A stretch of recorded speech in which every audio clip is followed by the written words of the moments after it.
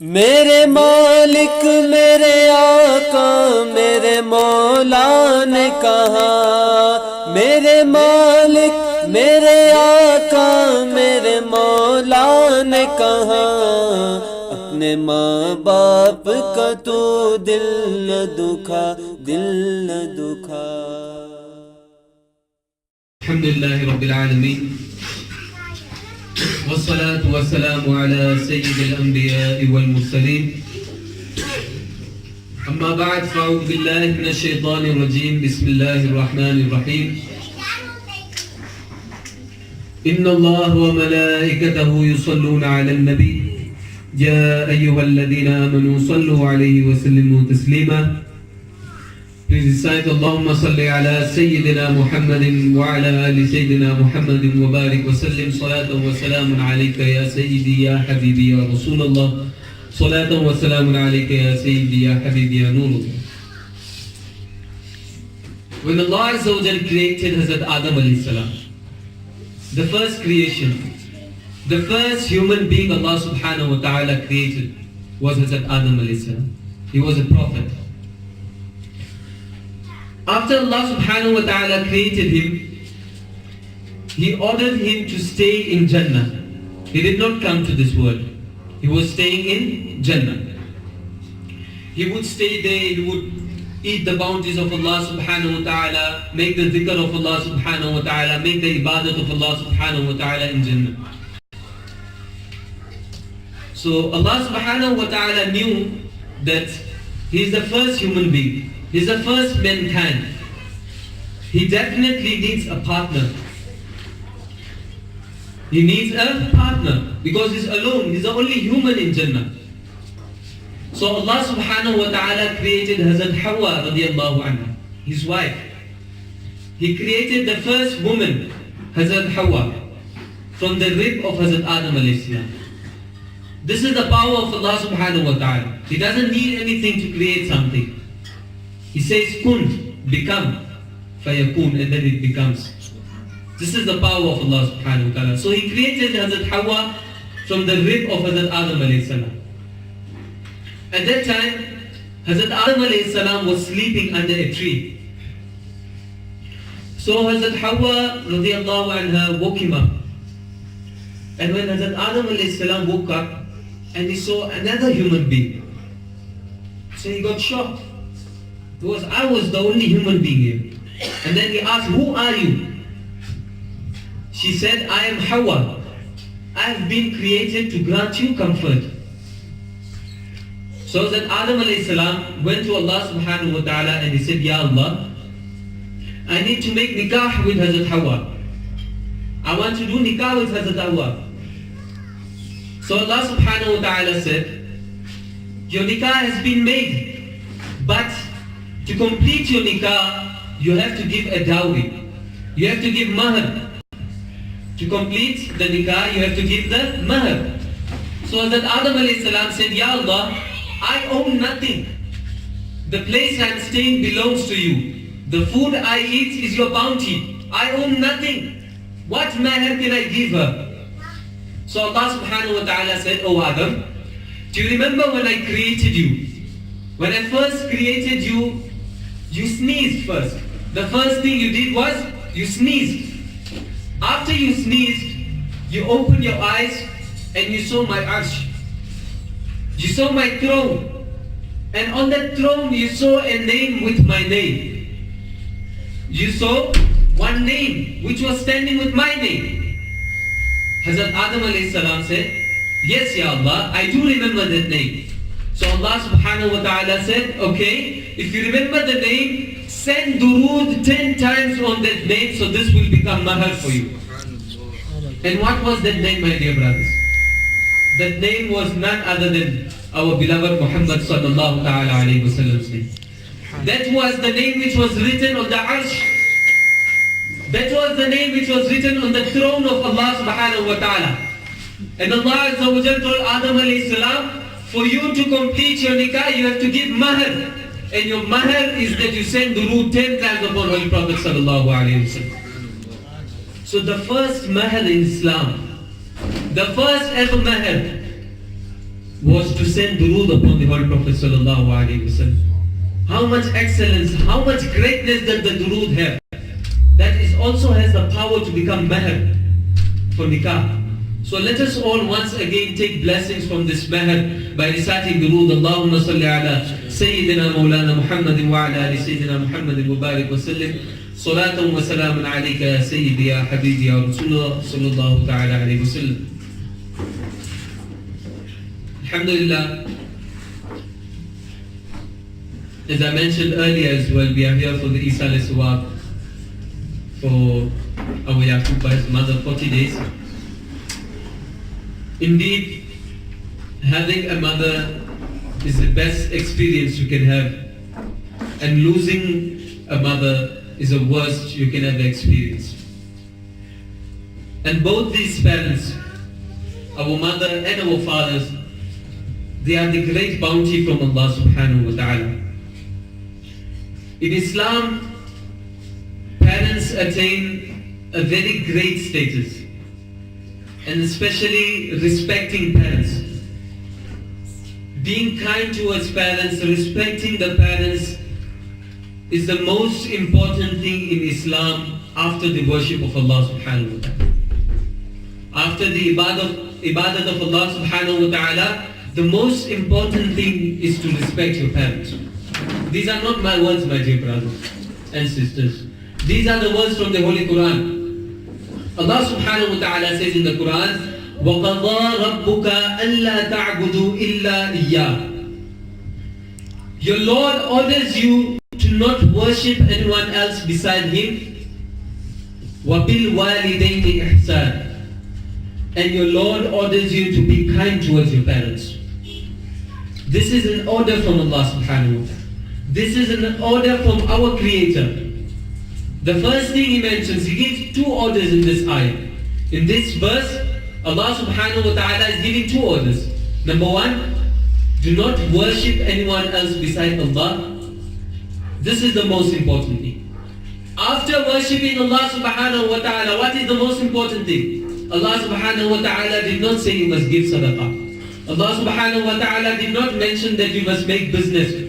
Allah subhanahu wa ta'ala did not mention you must take care of your children. He did not mention you must get married.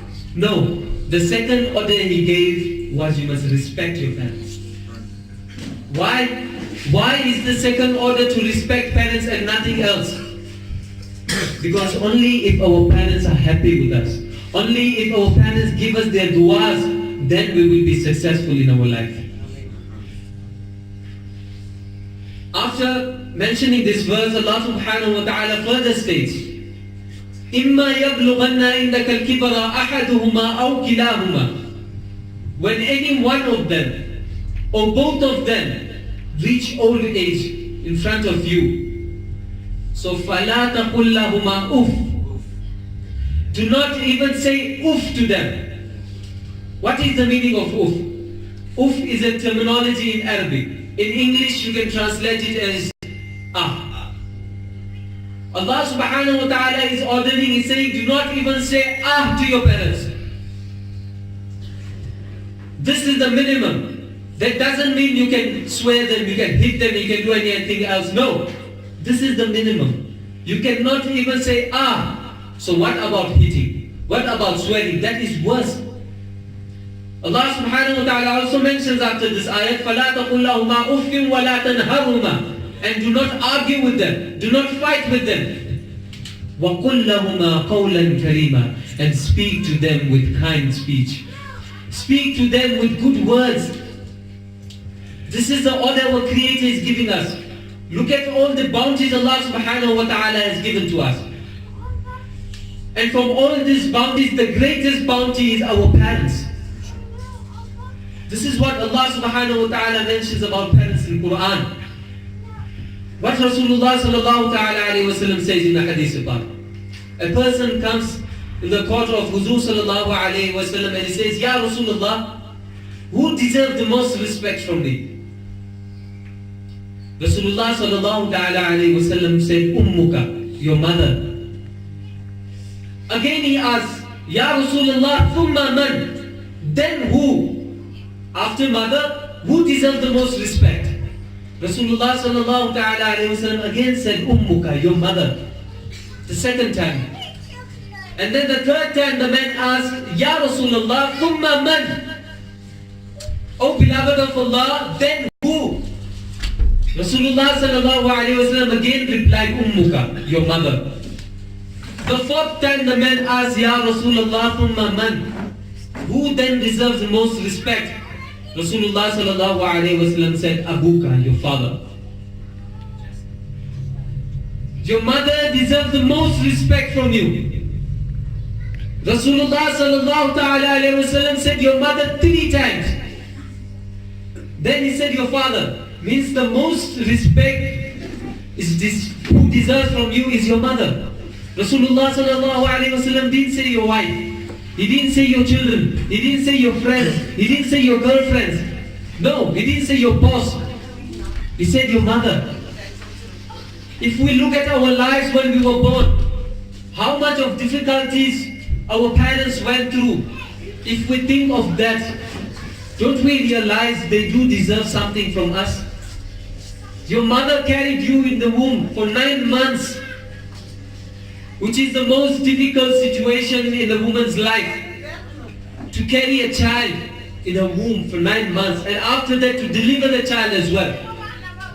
They gave birth to you, and still at the end of the day you do not respect them.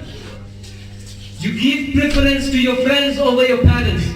You prefer your girlfriends over your parents. You can kiss your girlfriends, but you cannot kiss the Jannah which lies under the feet of your mother. You don't feel shy to kiss your mother. You don't feel shy to kiss your girlfriend in public, but you are shy to kiss your mother's feet in private. Why is it like that? Rasulullah sallallahu ta'ala alayhi wasallam said, Jannah lies under the feet of your mother. We all want Jannah, because we all have to die one day. And after we die, there is only 2 places we can go. Jannah and Jahannam.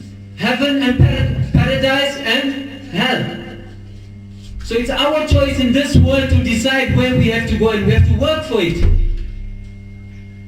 And the solution is in front of us. The Jannah is at our home, but still we do not go towards the Jannah. We do not take care of the Jannah. We do not love the Jannah that it deserves. We leave our parents at home. We go outside with our friends. Our parents are alone at home, sitting, waiting for their children to come back home, worrying about their children, is it fine or not? We're not worried about anything. We are outside with our friends, enjoying the parties, going to the clubs, casinos, everything. And while our parents are sitting at home, some of the parents are old, they can't move, they can't sit, they can't eat, they need help in everything. And what are we doing? We instead shout them, man, you are old man, do it yourself, man. You are so old, you don't know how to take care of yourself. Is that how you speak to your parents? When you were a child, you couldn't walk. Who taught you how to walk? Who held your finger, who held your hands, small hands with a finger, and who taught you how to walk? It's your parents. Who taught you how to speak? Who fed you? Who sent you to school? Who kept you? Who gave you a roof? And today, when our parents are in difficulties, we are running behind our girlfriends. When our parents are in difficulties, we are running behind the world. We are running behind to earn the money of this world. When our parents ask us for money, we refuse them. You're so old, you can't work for yourself. Who paid your school fees? Did you work for yourself and paid your school fees, went to the school? No. Your parents did for you.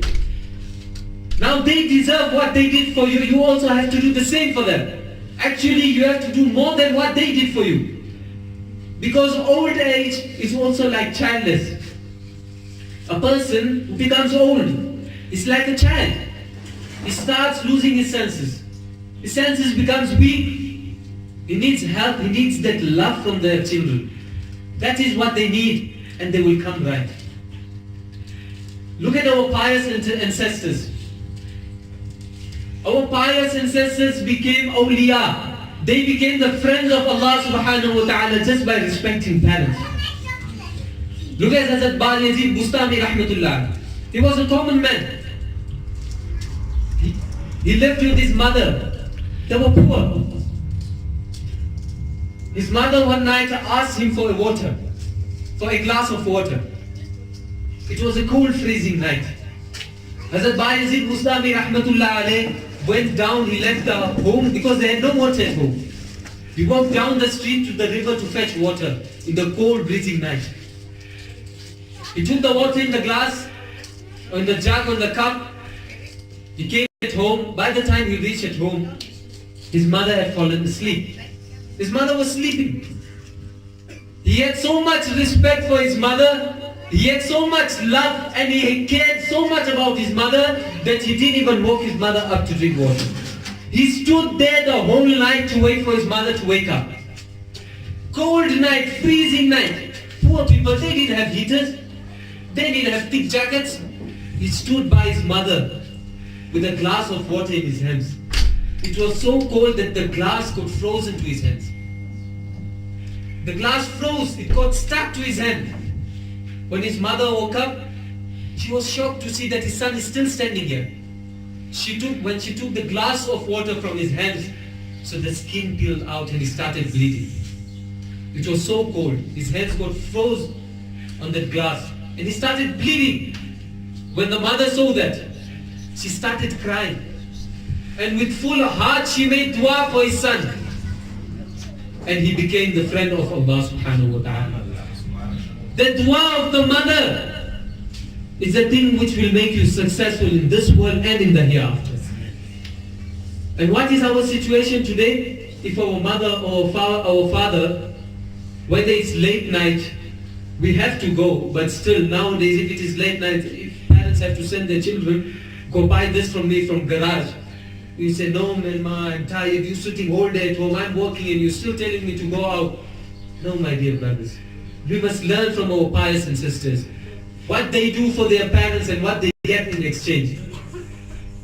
Nowadays, the children have big mouth with their parents. They swear their fathers in their faces, astaghfirullah. Allah subhanahu wa ta'ala gives such a punishment to such a person that Rasulullah sallallahu alayhi wa sallam says that Ridallahi fi ridal abi, that the pleasure of Allah, the happiness of Allah lies in the happiness of the father. If your father is happy with you, only then Allah subhanahu wa ta'ala will be happy with you. وَسَخَطُ الرَّبِّ فِي سَخَطِ الْوَالِدِ. And the anger of Allah subhanahu wa ta'ala lies on the anger of the father.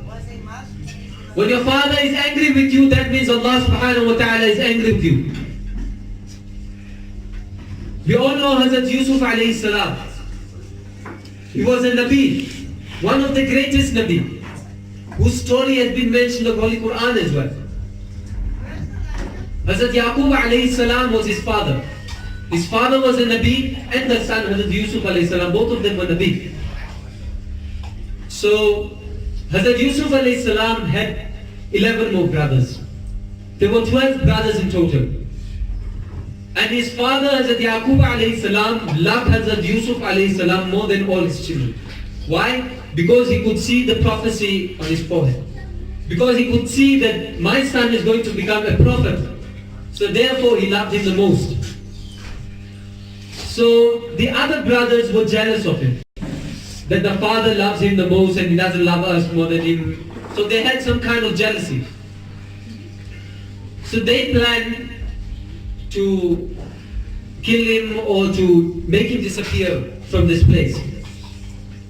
So they made a plan, all these 11 brothers, and they went to the father and they said, oh father, give us permission to take our brother Yusuf with us. We want to go for hunting. In the jungles, we want to go for hunting. So the father said, okay, take him with you, but take care of him. All the 12 brothers went for hunting. Now this was just their plan. They didn't go for hunting. Their plan was, we're going to leave Hazrat Yusuf alayhi salam there and come back at home. So all these 11 brothers, they hit him. They hit him together, they tied him up, they took his shirt, and then they threw him in the dark well. Then they put some goat blood on that shirt and they went back home. When they reached home, they told their father said, where is my son? Where is Yusuf? So the brother said, we are very sorry, your son was standing there, actually our brother was standing there, we told him to take care of the stuff while we were hunting, and the wolf came and it ate him. This story is in Quran. They said that this wolf ate Hazrat Yusuf alayhi salam. So his father was shocked and he started crying. He cried so much that he lost his eyesight. He became blind. He cried so much. Hazrat Yaqub alayhi salam, prophet. I'm mentioning you this incident to show you how much love a father had for the son, and the son had for the father. Now when Hazrat Yusuf alayhi salam is in the dark well, a caravan from Egypt passed there, and they saw a boy there. So they took that boy and made him a slave. They took him to the Egypt. When they reached there, Hazrat Yusuf alayhi salam, after many years, he became a king there. He became the king of Egypt. Now the brothers went to Egypt for some work, and they saw Hazrat Yusuf alayhi salam. And they saw that their brother, who we threw in the well, is now a king. So they went to him, they asked him for sorry, they asked him for maaf and everything, and they became right. And he told Hazrat Yusuf alayhi salam, told them, that next time you come, bring my father with. So when they went back, they told their father that Hazrat Yusuf alayhi salam is alive, alhamdulillah. So his father got very happy. And then they left to go visit Hazrat Yusuf alayhi salam. The day Hazrat Yaqub alayhi salam came to Egypt, his son Hazrat Yusuf alayhi salam was a king. He was sitting on the throne. And when his father entered, when the father entered the kingdom, and when Hazrat Yusuf alayhi salam saw his father, that was he seeing his father after 50 years. After 50 years he's meeting his father. And when he saw his father, he was lost in the love of his father, that he did not stand for his respect. He did not stand for his father due to respect. Why? Because he was lost in the love of his father. At that time Allah subhanahu wa ta'ala sent a wahi to Hazrat Yusuf alayhi salam. He said, "Oh Yusuf, you did not respect your father. So from now onwards in your generation there won't be any Nabi." This is the wahi Allah subhanahu wa ta'ala sent to Hazrat Yusuf alayhi salam. Hazrat Yusuf alayhi salam did not stand for his father. Not because he was lazy, not because he had pride, not because he had become a king, just because he was lost in the love of his father and he did not stand for his respect. Allah subhanahu wa ta'ala told him, there won't be any Nabi in your generation. And what is our situation? What kind of respect do we give to our fathers? When our father orders us to do something, it becomes necessary upon us in Sharia to do this thing. And if we do not do it, we are becoming sinful, my dear brothers. This is not how you must treat your children. This is not how you treat your parents, my dear brothers. And for you, if you want your children to be obedient, first of all, it is the children's duty. Because they do have intellect. And they do know what kind of respect our parents deserve. And the second thing is it also depends on the parents. If our children are disobedient, they don't obey us, they don't respect us, it can be our mistake as well. Why? Because the way you treat your parents is the same way how your children are going to treat you. Because your children watch you how you treat your parents. So tomorrow when you become old, your children will treat you the same. Look at Ghaus Pak. How Huzur Ghaus Pak became such a great wali. Sultanul Awliya, the king of all the awliya. It started from his father. It started from his father and his mother. His father was walking in the jungle. He was walking in a forest. He ate one apple. He saw an apple and he ate it.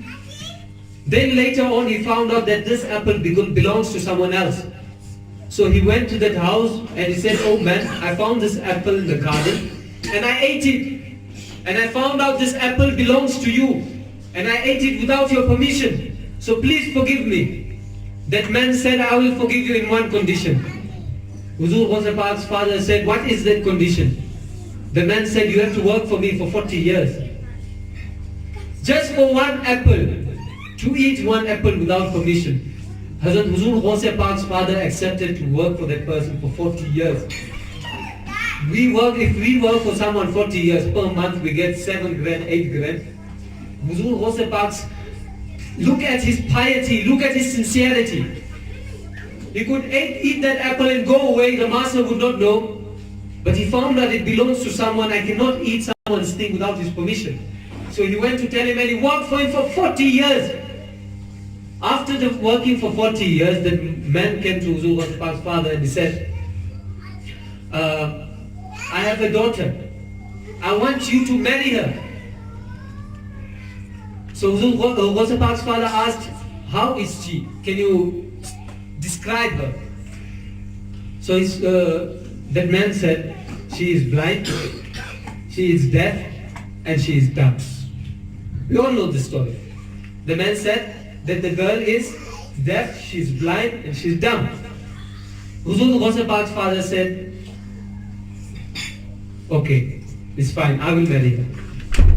He agreed to marry a woman who is deaf, dumb, and blind to fulfill the right of that apple. And he married her. After the nikah, when he went to the room, and he lifted the chadar or whatever scarf she was wearing, and he was shocked to see that this woman can see. She made salam. She can talk and she can even hear. Came out. He went to her father and he said, oh my father-in-law, you said your daughter is deaf, dumb and blind.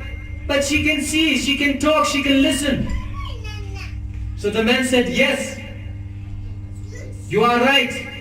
Why I said she is blind? Because she did not see anything haram. Why I said she is deaf? Because she did not listen anything haram. Why I said she is dumb? Because she did not say anything haram.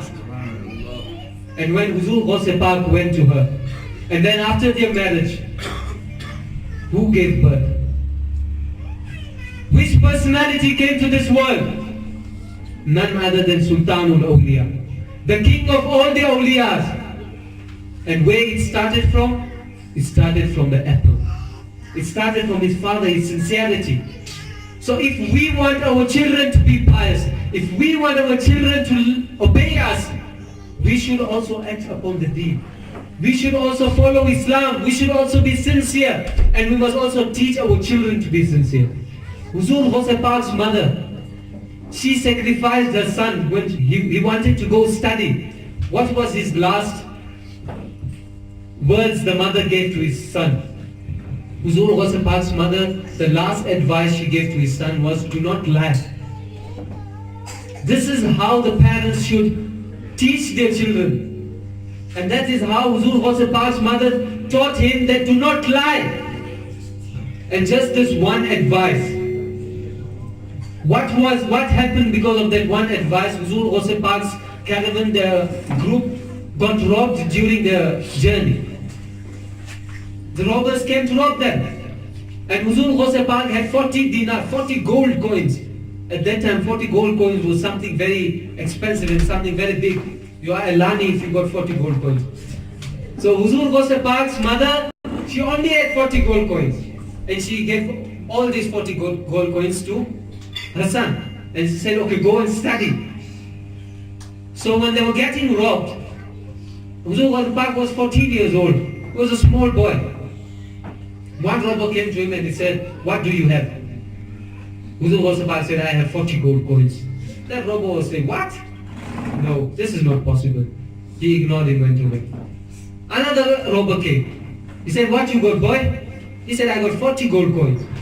He said, you are playing with us, you're wasting your time. Third person, another robber came. He said, boy, what you got? He said, I got 40 gold coins. People were shocked, man. What's wrong with this boy? They took him to their master, the king of all the robbers. When he came by then, so he said to the boy, speak the truth. What do you have? He said, I have 40 gold coins. So the king of these robbers, the master of these robbers said, where are they?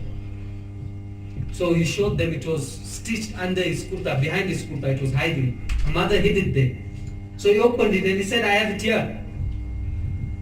So that master of the robbers said, you know, if you wanted, you could escape from us. We wouldn't know that you got gold coins here because you're hiding them, and you were small, but we couldn't believe you. So why did you tell us, why are you putting yourself in trouble? So he said, no, I'm not putting myself in trouble.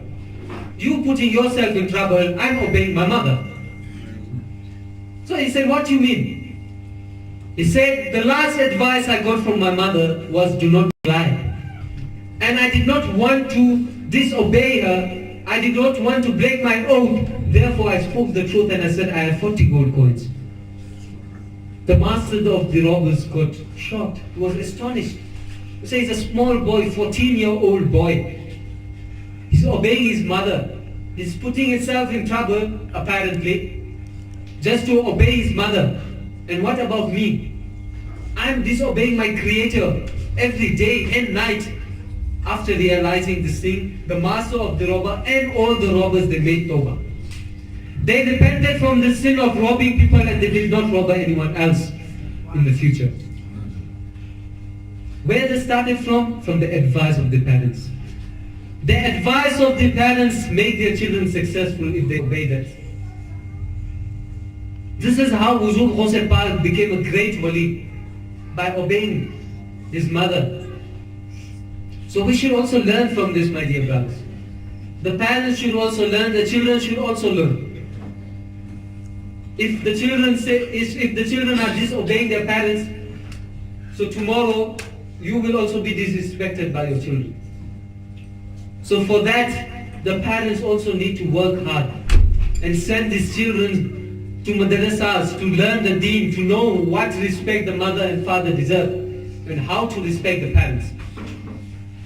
Before I conclude my speech, I would like to mention one story, one beautiful incident for how the mother loved the child and what the child did in exchange, what the child did in return.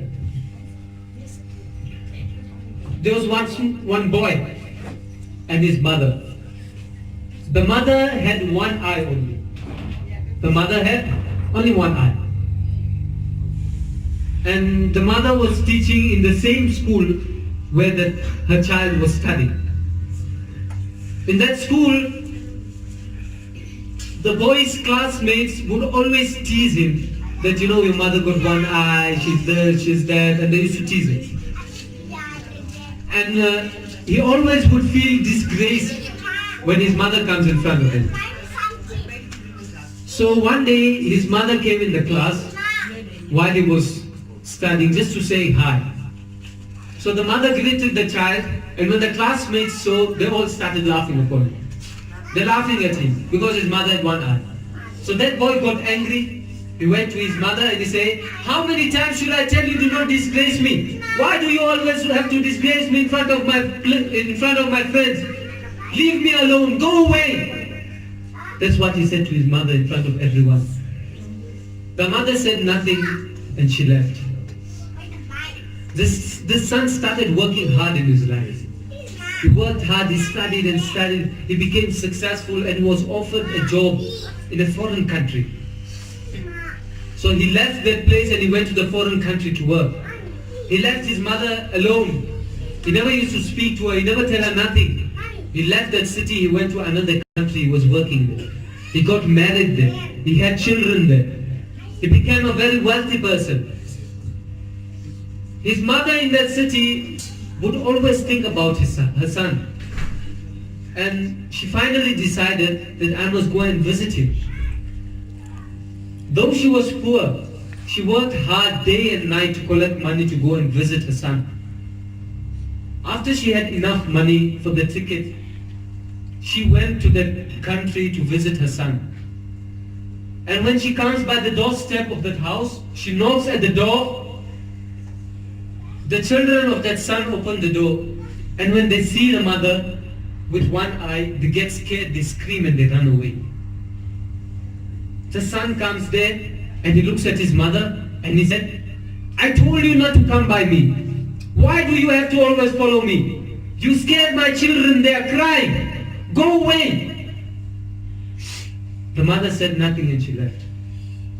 The mother worked so hard, day and night, to collect money to go and visit her son in a foreign country. After she goes there, that is what the son did to the mother. No salam, no dua, no water, nothing. Go away from here. You scared my children. Anyways, the mother went back. After some time, the son decided to come down to his hometown and visit his friends and family. He came with his family to visit the friends in his city. So when he came to his home, he saw there's a gathering around his house. There's too many people by his house. So he goes inside and the people ask him, who are you? He said, this is my house, this is my mother's house. I'm her only son. So he said, unfortunately your mother has passed away. And she left you a letter. So the letter was brought and he read the letter. Listen what was written in the letter. My dear son, I loved you a lot. I always cared about you. I'm sorry for disgracing you in front of your friends, and I'm sorry to scare your children. The one eye you hated of mine. Remember one thing, my child. When you were a small boy, you met up in an accident and you lost your one eye. And me as a mother, I could not see you with one eye. So I gave you one of my eyes. When the son saw this, he started crying. What else would he do? It was too late by that time, my dear brothers. He never gave his mother time for that mother to tell him that, you know, the eye which I gave you, that's why I have one eye. He didn't give her time to say that. So therefore she left a letter. And now what can the son do? He cannot show his love anymore to his mother. He did whatever wrong he had to do. And at the end of the day, he realized it was his mistake. And he was wrong. And what can you do after your mother has left? You can't replace her. You can replace your wife. You can replace children. You can't replace mother, my dear brothers. Those of you whose mothers are alive, whose fathers are alive, you must appreciate it. You must be thankful towards Allah that your parents are alive.